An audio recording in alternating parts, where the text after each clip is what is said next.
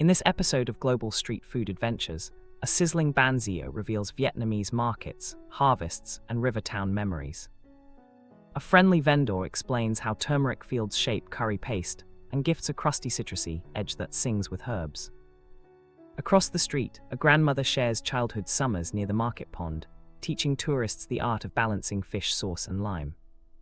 From Hanoi to Marseille, alleyways, textures collide and comforts converge, showing why street food mirrors pride, migration, and shared laughter. By the end, strangers become neighbors as sauce stains become souvenirs, proving flavor travels faster than borders.